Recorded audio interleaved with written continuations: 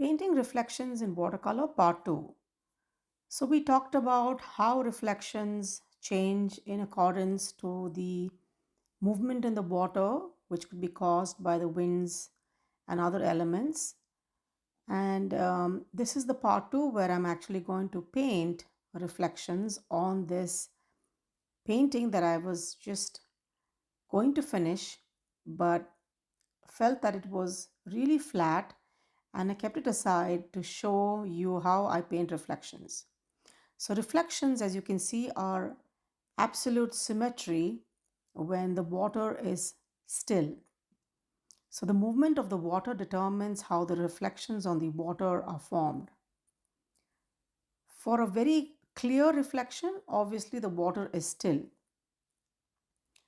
For painting, I'm going to be starting from the closer to the horizon line, and I'm going to add darker values of blue and broader brush strokes and narrow it down and move it as I come along the sides of the land and the shrubs and the other forms that are obstructing the water or creating that land formations, as you can see. I also am going to add an interest where we enter the scene through the left side of the painting. So that creates a visual interest, as I've always mentioned. It's really important to create that visual interest. So I'm just taking this lake scene with water reflections as my subject for explaining how I paint reflections. It's very important that the paints are dry on the land before we actually embark on painting the water elements as seen. The focus here is depicting the mirror image of the surrounding elements like the trees and the greenery. And at the end of the painting, I'm also including a surprise element, a solo boat on the water surface. But I'm ensuring that the colors are slightly different to create a sense of interest. For most part of it, I'm using blues and different values. I'm using cobalt blue over here in lighter and darker values. And you can see that I'm moving from one side of the painting to the other side. And I'm also changing up my brush strokes. I'm also changing up the values in which I like to lay the colors. So the closer you are toward the foreground, you're going to have darker values. But the same thing applied in the water is going to be way more lighter. So you have to get more water in the paint mixes when you are painting the reflections. Sometimes I like to use mid-tone blues for the water and then gradually add the darker shades near the edges to suggest the depth. Um, the subtle ripples that I'm creating on the water are also that of distortion because I want to indicate movement over there. The small touches of strokes that I add for the branches and the trees also reflect what's on the shoreline. And I also want to add browns to indicate a natural element that we see in these kind of areas because it's just not always green. We do have browns and other shades of yellow. The colors I'm using are very minimalistic because when we are painting shadows, remember we need more light on the water as opposed to painting something on the surface. So for most part of it, it's going to be wet on wet, glazing, and a little bit of dry brush technique. And also remember to think of the light source from where the light is coming in to the picture.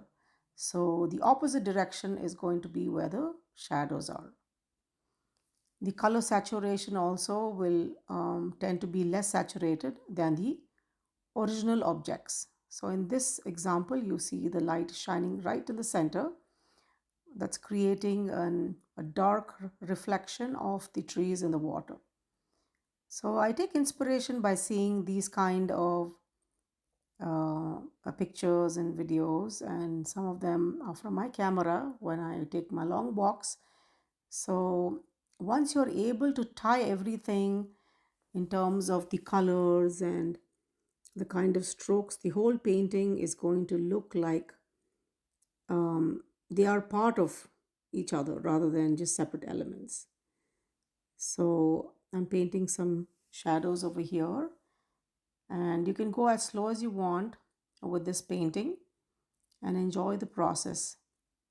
I'm going to be explaining further as we embark upon certain other details, but for now, you can just watch what I'm doing.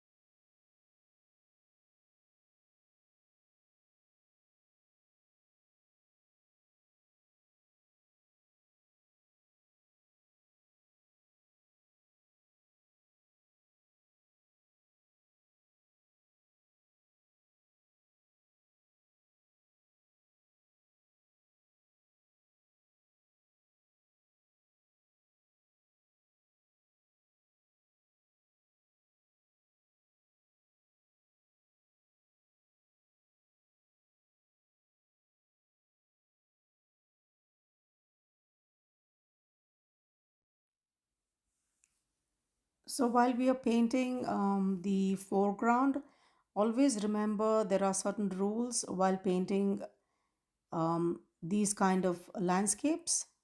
Always remember that the dark is going to be seen mostly on the land. So wherever it is going to be dark on the dry land, it will be lighter in the water. Whatever is going to be light on the dry land is will be darker in the water. So this is exactly what I was explaining in the part one of this series, where I'm talking to you about what we actually see and what the reflection actually shows is completely different. The colors also become less saturated in the waters, then the details are left out. And we also need to avoid all the hard edges in the water reflections. So if you keep these simple rules in mind, it's going to be a really easy task to be able to paint reflections, in an effective way. So I decided to add a solo boat because I felt the whole painting was a little too monotonous in terms of the water and the sky and just the greenery around. I could have chosen a brown or a red boat color, but I chose to go with a purple, not to really take away the interest from the entire reflections. And I made it very thin and very non-conspicuous.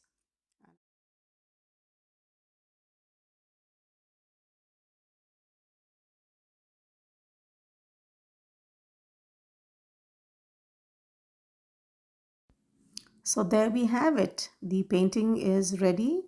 It was an easy one with more strokes going from the left side and the right side and changing it up, and some vertical ones for the greenery on the trees. So it began with a wet on wet. We did some little bit of glazing and then the dry brush technique, some important details when we were painting the shoreline with the appropriate colors and textures.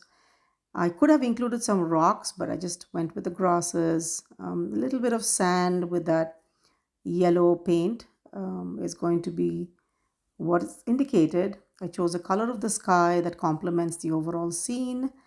Didn't want to have another blue sky over there. I hope you enjoyed this as much as I have painted and shown this to you, and thanks for watching.